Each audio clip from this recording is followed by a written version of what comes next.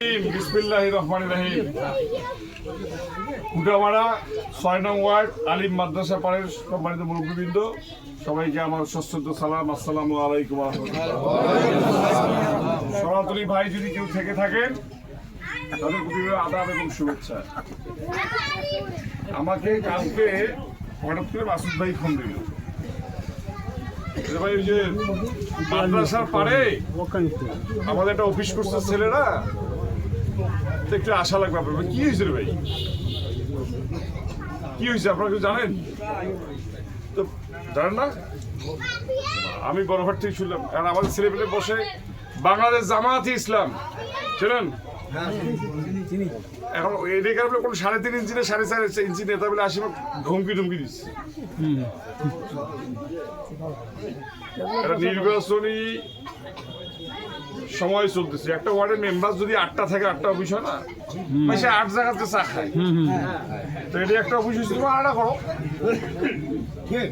কি তোমরা 2টা করো, মানুষ 3 জায়গাতে চাটা খাইবে। এখন এই এলাকার যদি পাতি কোনো নেতা হয়, আবার এই এলাকার সামা সড়ক ভয় দেখা, জিনিসটা কেমন না? এখন আপনাদের যে ধানের শীষের প্রার্থী আলহাজ শহীদুল সাহেব, আপনার বাড়ি কোথায়?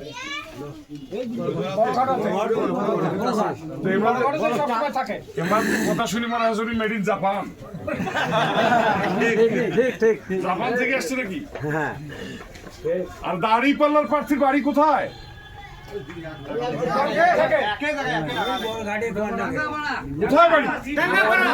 রংপুরে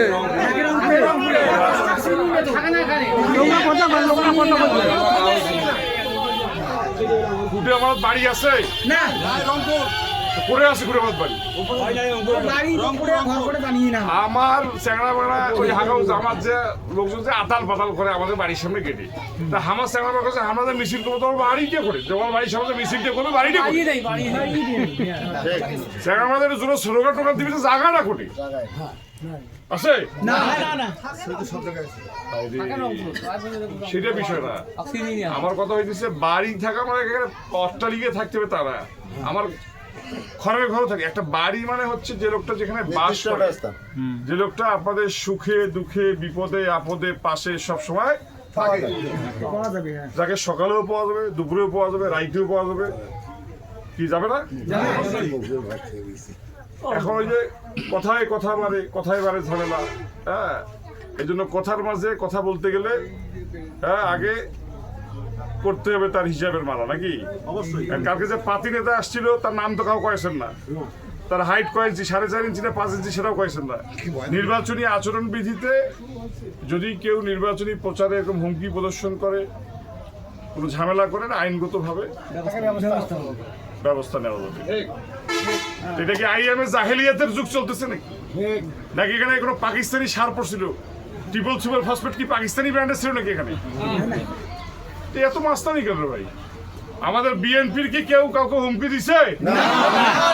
কারোর সাথে কোনো খারাপ আচরণ করছে? আঙ্গুল তুলি কথা বলছে? যদি বিএনপির কেউ আপনাদের সাথে কোনো খারাপ আচরণ করে আমাকে জানাবে, কারণ ভোটটা একটা উৎসবের মতো আমরা আগামী 12 তারিখ করবো।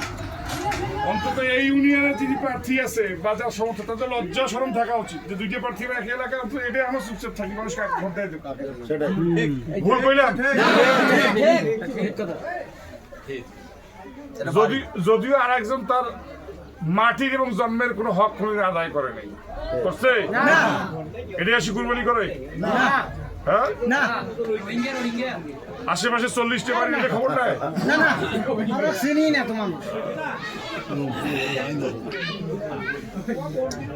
আমার খুব লজ্জা লাগবে আজকে এই যে আলিম মাদ্রাসা পাড়ার লোকজন আপনাদের হাতে চুরি পরা আছে, হুমকি গায়ে দিচ্ছে, নামটা করবে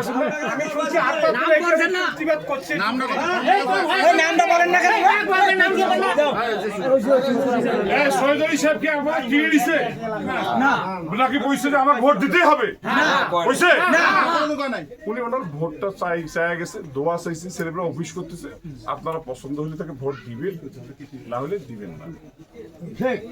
কাউকে কইছে আপনারা অমুক বারকায় ভোট দিতে দিতে পারবেন না, অমুকের অফিস খুলতে পারবেন না। না এটা বলেন না এটা কি মগের মুলুক নাকি এটা? এটা মগর মুলুক কইছি আমরা আমার কথা কোন না কেন ভয় লাগছে নাকি একজন আসিয়া যদি এখানে কোনো হুমকি দেওয়ার চেষ্টা করে, বলে দিলাম একটা ব্যক্তি যদি কোনো হুমকি দেওয়ার চেষ্টা করে আমাকে সাথে সাথে ফোন দিবেন। এটা মগের মুলুক না, এখন দেখি গইবেন দাম পাকে জবাব দাও আমার সাথে সাথে।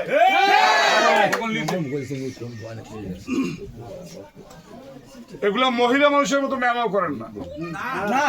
মানুষের বীরের মতো বাসো বীরের মতন বড় বুঝছেন তো এই হলো কথা এখানে আমি ঝগড়া করতে আসি নাই আপনাদের কাছে। আমি আমার বাপের পক্ষ থেকে আবার ভোটটা চায়া গেলাম, দোয়া চাইলাম, আপনাদের ইচ্ছা হলে তাকে ভোট দিবেন, তাহলে দিবেন না। কিন্তু আমাদের যারা সমর্থক আছে তাদেরকে আপনারা ভোট করতে দিবেন, তাদেরকে ভোট চাইতে দিবেন। আর তাদেরকে আপনাকে হুমকি দিলে আপনাকে মুখ বন্ধ হয়ে থাকবেন? কথা তো আমি আপনাদের সবাইকে বিচারের ভাত দিয়া দায়িত্ব দিয়ে চলে যেতেছি, কারণ আমি এখানে কেন ঝগড়া করতে আসবো? আমার বাড়ির পাশে আমি কেন ঝগড়া করতে আসবো? ভোট দিব কিসে ভোট দিব কিসে ভোট দিব কিসে আপনাদের সবাইকে ধন্যবাদ জানাই যে শর্ট টাইমের নোটিশে এই কাজের সময় এত লোক আসছেন। আপনাদের প্রতি একটা অন্তঃস্থ কৃতজ্ঞতা। সবাই 12 তারিখ পর্যন্ত সুস্থ থাকবেন, সকাল সকাল ভোট দিতে যাবেন, এলাকায় কোনো বিশৃঙ্খলা হইতে দিবেন না। মানুষ সুখে শান্তিতে ভোট দিতে হবে। সবাইকে সালাম, আসসালামু আলাইকুম।